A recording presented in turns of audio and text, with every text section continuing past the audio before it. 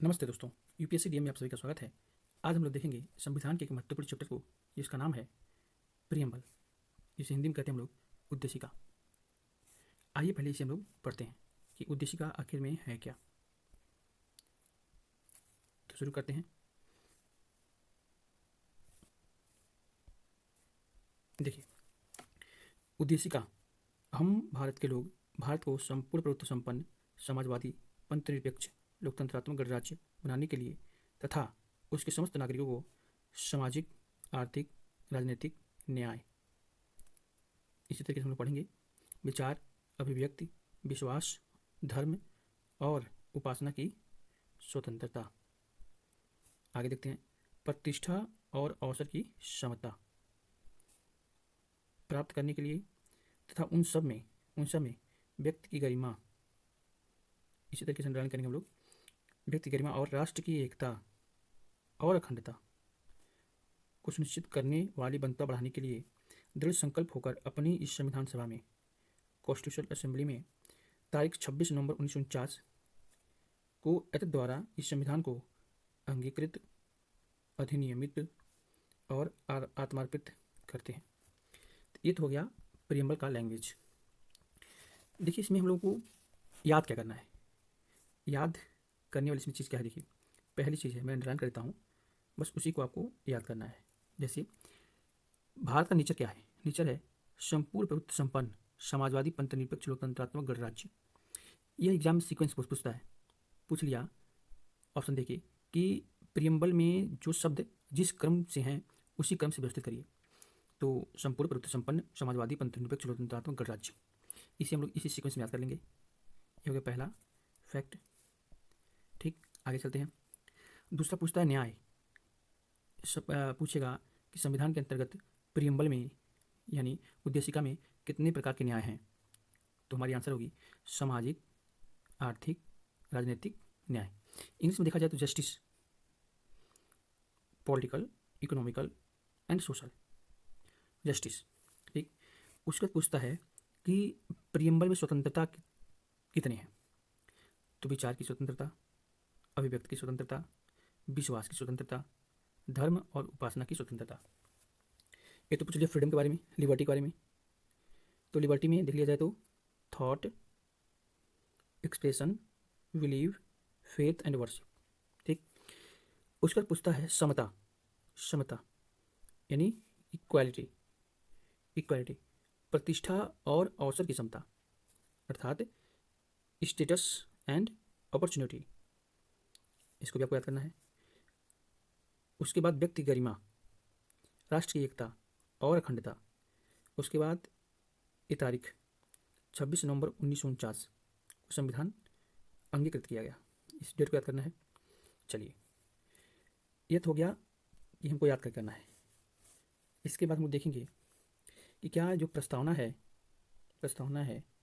एक मिनट, कि क्या ये जो प्रस्तावना है यह पार्ट ऑफ कॉन्स्टिट्यूशन है कि नहीं, पार्ट ऑफ कॉन्स्टिट्यूशन है कि नहीं।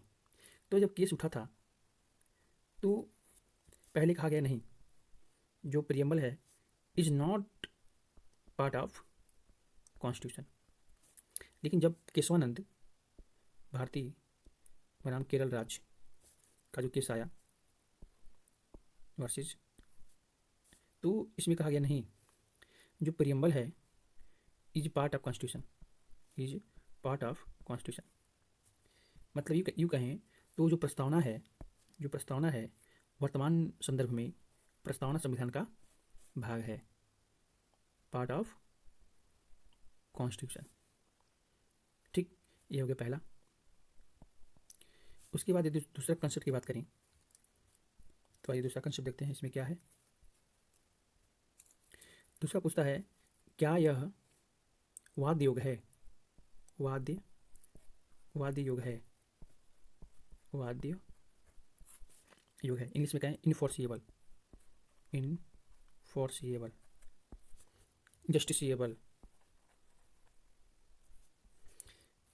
मतलब यूँ कहें कि प्रस्तावना में जितने भी संदर्भ का जिक्र है, यदि उनका उल्लंघन होता है तो क्या आप कोर्ट में जा सकते हैं, हाई कोर्ट या सुप्रीम कोर्ट। तो इसका आंसर है नहीं। दूसरा दूसरा क्या कंसेप्ट क्या हो गया कि प्रियम्बल इज नॉट इनफोर्सिएबल। ठीक, यानी प्रस्तावना वाद्य योग्य नहीं है, वाद्य योग्य नहीं है। चलिए ये भी हो गया। बस इतने ही चीज़ें इसमें इंपॉर्टेंट है एग्जाम के दृष्टिकोण से। चलिए कुछ हम लोग प्रीवियस PYQ को सॉल्व करते हैं और देखते हैं कि किस प्रकार का प्रश्न UPSC में पूछा जाता है। जैसे कि ये जो प्रश्न आपको दिखाई दे रहा है, यह है IAS 2017 का प्रश्न। तो इसको सॉल्व करते हैं। भारत के संविधान के निर्माताओं का मत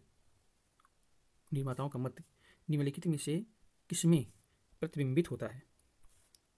तो ऑप्शन है उद्देशिका, मूल अधिकार, राज्य के नीति निर्देशक तत्व, मूल कर्तव्य। तो आपका सही आंसर होगा ए, प्रस्तावना, उद्देशिका, प्रियम्बल। ठीक, चलिए दूसरे प्रश्न पर चलते हैं। दूसरा प्रश्न क्या कहता है, देखिए ये फिल इन द ब्लैंक्स का क्वेश्चन है। कहता है हम भारत के लोग भारत को संपूर्ण प्रभुत्व संपन्न समाजवादी पंथ निरपेक्ष लोकतंत्रात्मक गणराज्य बनाने के लिए तथा उनके समस्त नागरिकों को सामाजिक, आर्थिक, राजनीतिक न्याय, विचार, अभिव्यक्ति, विश्वास, धर्म, उपासना की स्वतंत्रता, प्रतिष्ठा और अवसर की समता प्राप्त करने के लिए तथा उन सब में व्यक्ति की गरिमा और राष्ट्र की एकता और अखंडता को सुनिश्चित करने वाली बनता को बढ़ाने के लिए दृढ़ संकल्पित होकर अपनी इस संविधान सभा में आज तारीख 26 नवंबर 1949, आपको याद होगा 26 नवंबर 1949, यानी बी ऑप्शन सही होगा। चलिए नेक्स्ट क्वेश्चन देखते हैं। नेक्स्ट प्रश्न हमारा है भारतीय संविधान की प्रस्तावना में निम्नलिखित में से किस स्वतंत्रता का वर्णन नहीं है? यानी प्रस्तावना में किसका जिक्र नहीं है, वो भी किसमें? स्वतंत्रता में। तो ऑप्शन दिया है विचार की स्वतंत्रता, दूसरा विचार प्रकट करने की स्वतंत्रता, तीसरा विश्वास की स्वतंत्रता, चौथा आर्थिक स्वतंत्रता। तो इसका जिक्र प्रियम्बल में नहीं है। चलिए आगे देखते हैं। नेक्स्ट प्रश्न है कि भारत के संविधान की उद्देशिका और 4 ऑप्शन दिया है। ये IAS का 2020 का प्रश्न है। क्या है? संविधान का भाग है किंतु कोई विधिक प्रभाव नहीं रखता is a part of constitution, लेकिन कोई लीगल राइट्स नहीं रखता है। ये सही है, लेकिन UPSC के प्रश्न में यही तो खासियत है कि सर्वाधिक सत्य विकल्प का चयन करना है। तो आगे देखते हैं। संविधान का भाग नहीं है, कोई विधिक प्रभाव नहीं रखता, ये तो सीधे गलत है, क्योंकि ये पार्ट ऑफ कॉन्स्टिट्यूशन, ये पार्ट ऑफ कॉन्स्टिट्यूशन। उसके बाद संविधान का भाग है और वैसे ही विधिक प्रभाव रखता है, ये भी गलत है। डी ऑप्शन है संविधान का भाग है किंतु उससे अन्य भागों से स्वतंत्र होकर उसका कोई विधिक प्रभाव नहीं है। मतलब संविधान का पार्ट तो है किंतु संविधान के अन्य भागों से स्वतंत्र होकर उसका कोई विधिक प्रभाव नहीं है। यह ऑप्शन सत्य है, क्योंकि यह सबसे महत्वपूर्ण है। नेक्स्ट प्रश्न को देखते हैं कि 26 नवंबर 1950 को भारत की वास्तविक सांविधिक स्थिति क्या थी? भारत की वास्तविक स्थिति क्या थी? यानी 26 जनवरी 1950 को। ठीक, लोकतंत्रात्मक गणराज्य था अकॉर्डिंग टू प्रियम्बल? नहीं। संपूर्ण प्रभुत्व संपन्न लोकतंत्रात्मक गणराज्य था। आगे देखते हैं। संपूर्ण प्रभुत्व संपन्न पंथ निरपेक्ष? नहीं, क्योंकि यह 42वां संविधान संशोधन 1976 के तहत जोड़ा गया। समाजवादी पंथ निरपेक्ष और अखंडता, तो ये भी इसमें पंथ निरपेक्ष है, ये दोनों तो हो ही नहीं सकता, ये भी नहीं हो सकता, यानी बी ऑप्शन सही है। नेक्स्ट प्रश्न चलते हैं।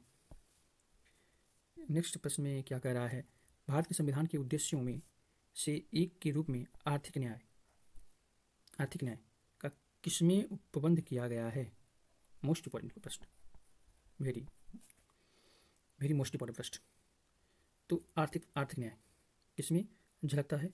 तो उद्देशिका और राज्य के नीति निर्देशक तत्व भी सही है। चलिए नेक्स्ट प्रश्न पे देखते हैं। ये प्रश्न की श्रृंखला खत्म हो चुकी है। तो आई होप आपको ये वीडियो अच्छा लगा होगा। अच्छा लगा तो वीडियो को लाइक करें, शेयर करें और सब्सक्राइब करें।